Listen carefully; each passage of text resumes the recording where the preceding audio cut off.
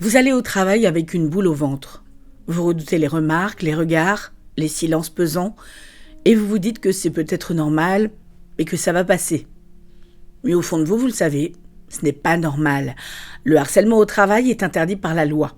Le Code du travail est très clair. L'article L 1152-1 interdit le harcèlement moral, c'est-à-dire des agissements répétés qui dégradent les conditions de travail et portent atteinte aux droits, à la dignité ou à la santé.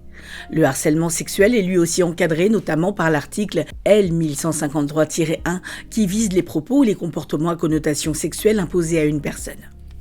Ce qui définit le harcèlement, ce n'est pas une seule phrase ou une mauvaise journée, c'est une répétition, un climat qui s'installe et qui finit par abîmer la personne, sa santé, sa confiance, sa place au travail. Face à ça, le premier réflexe, c'est souvent de se taire, par peur, par doute ou parce qu'on se dit qu'on exagère. Et pourtant, en parler est déjà une forme de protection. En parler à un collègue, à un représentant du personnel, à un membre du CSE ou même à son médecin.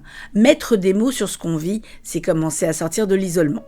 Ensuite, il y a quelque chose de très important, même si ce n'est pas toujours évident, il faut garder des traces, noter les faits, les dates, les situations précises, conserver les mails, les messages, les preuves, parce que le harcèlement, c'est souvent invisible et ces éléments peuvent devenir essentiels pour être entendus et reconnus. D'ailleurs, l'article L 1154-1 du Code du travail prévoit un aménagement de la preuve.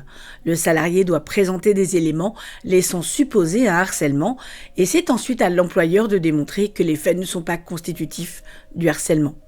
À un moment, il est peut-être aussi nécessaire d'alerter officiellement. L'employeur a une obligation de protéger la santé physique et mentale de ses salariés. Il ne peut pas fermer les yeux. S'il est informé d'une situation de harcèlement, il est obligé d'agir et s'il ne le fait pas, sa responsabilité peut être engagée. Si la situation ne s'améliore pas, il est possible de saisir le Conseil des prud'hommes pour faire reconnaître le harcèlement et obtenir réparation.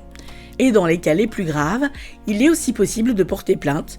Le code pénal sanctionne ces faits. À l'article 222-33-2-2, il punit le harcèlement moral et l'article 222-33 qui vise le harcèlement sexuel avec des peines pouvant aller jusqu'à plusieurs années de prison et des amendes importantes.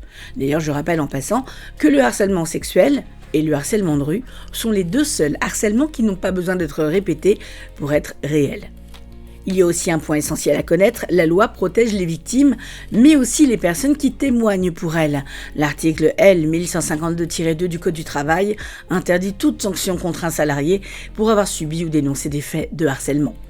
Alors le harcèlement au travail, ce n'est pas une épreuve qu'on doit endurer en silence. D'ailleurs, c'est quelque chose qu'on ne devrait jamais endurer. Ce n'est pas une faiblesse de le dire, c'est même une force. Et parfois, le premier pas, c'est de reconnaître qu'on est harcelé.